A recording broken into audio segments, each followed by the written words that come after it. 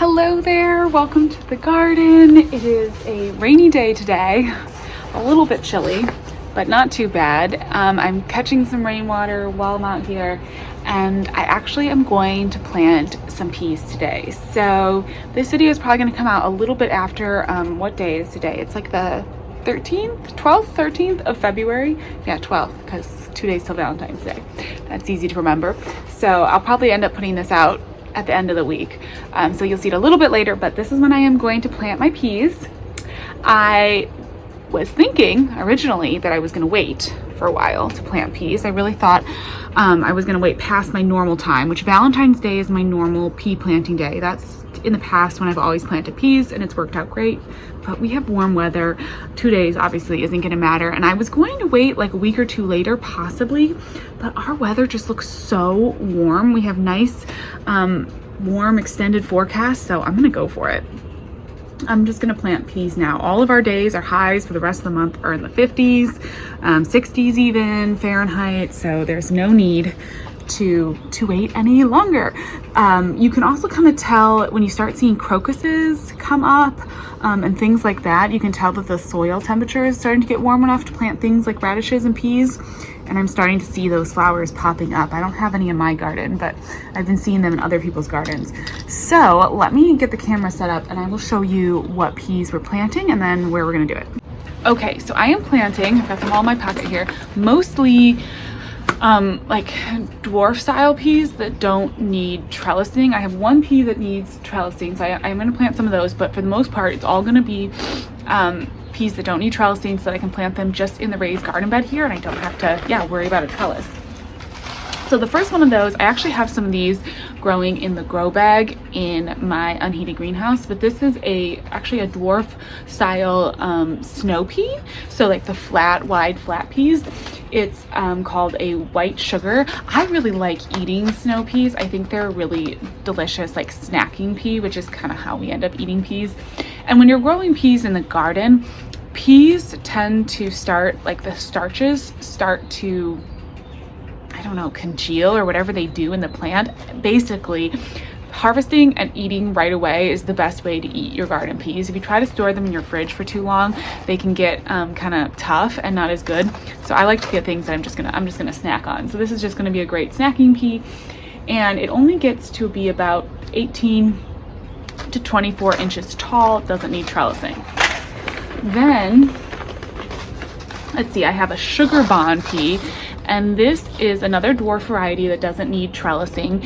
It is more of like a snap pea, but it's supposed to be a really crispy, crunchy sweet pea. The pods and the peas are edible. It's supposed to be really, really prolific. So I'm excited for that because, you know, when you grow these dwarf varieties or these small varieties, sometimes you don't get quite as big of a harvest or quite as many peas, but it's nice when you have a really, like if this is a really prolific variety, that would be really great. And I believe it only gets, 1 to 2 feet tall. So kind of similar to the snow pea, and they say to plant it 4 to 6 weeks ahead of your last frost, which is basically around now.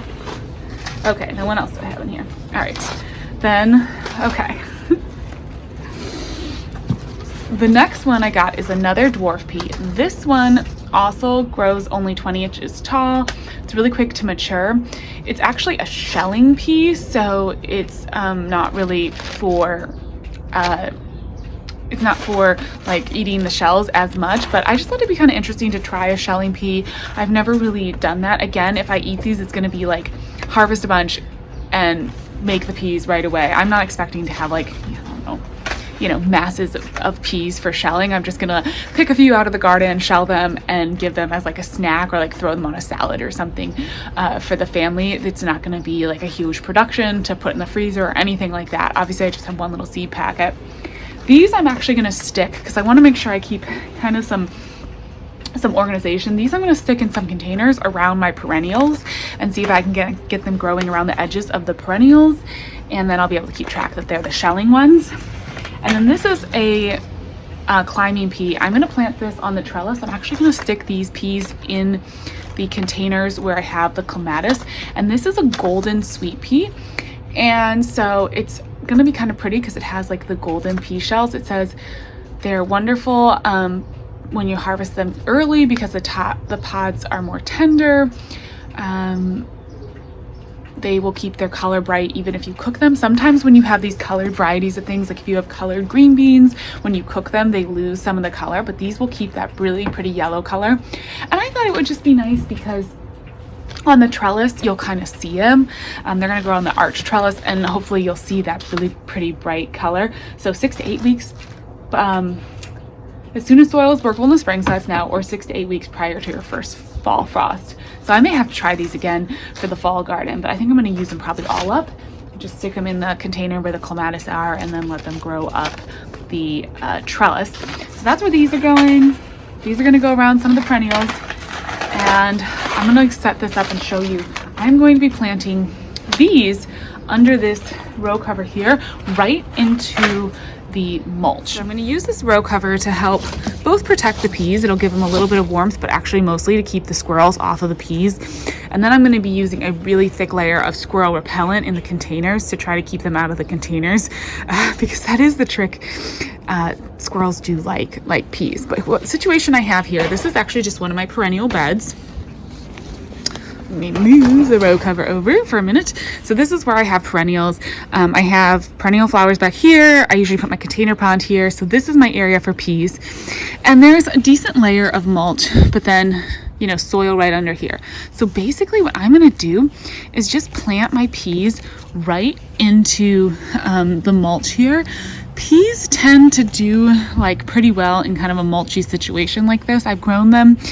You know, they still can have access to the soil. They're not purely just in the mulch, but they tend to grow really well with kind of, yeah, just some mulchy space. And obviously I have the sprinkler system in here too. But this, I think, will be a perfect spot for them, and it's a little bit of part shade. Trial and error in your garden is huge for figuring out what to grow where. And growing peas, for me, I have found actually a little bit of part shade is great, because once it starts to really warm up in the summer, they have just enough protection that they're able to do okay. You know, when they're really first growing right now, it's full sun because there's no leaves on the trees. And then as it starts getting hot, the leaves start filling in, and it kind of works out just perfectly. I have actually grown peas in this area in the past, and it was the best pea harvest I've ever had, was when I grew them over here. So I'm gonna try to figure out and lay out a little bit of a wave pattern so that it's kind of decorative, because this is sort of like one of my landscape spaces. And I do have a bunch of violas that I want to plant in and around the peas and have this big spring area. So let's see, I'm just gonna get like a stick and just draw out my wave pattern, and then I'll plant the peas into it. I think that's the plan.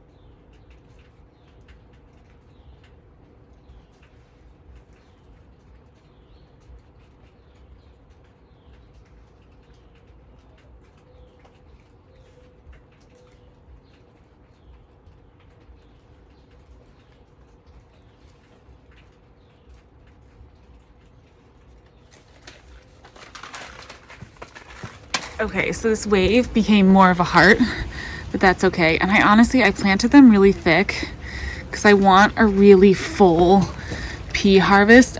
Maybe if I had more space, I would give them a little bit more room. I wouldn't plant them quite as thick, but I just want it, I just want it to be really, really full, and I don't want like any gaps. And if we have any seeds fail, I don't want, you know, I just don't want any gaps. So now I'm gonna stick this over here. It ended up being more of like a heart shape than a wave, but that's typical me. I always think I have more space in my garden than I do, and now I've got to try to kind of get this pinned down a little bit so it's not sticking up quite so much, because I don't want the squirrels getting in there. But I'm basically just going to use some garden stakes to kind of secure the corners and help press it down. Okay, let me get that set. Okay, so here are the clematis containers, and that is where we are putting these golden peas, some on each side, and let them grow up in and around as clematis grows up. I think it should be just fine, even though the clematis are in there. I don't think pea roots aren't super, they're not super deep and big, so I don't think they're gonna bug the clematis at all. I think it should be just fine. So I'm just gonna divide this up and put as much as I can in each one.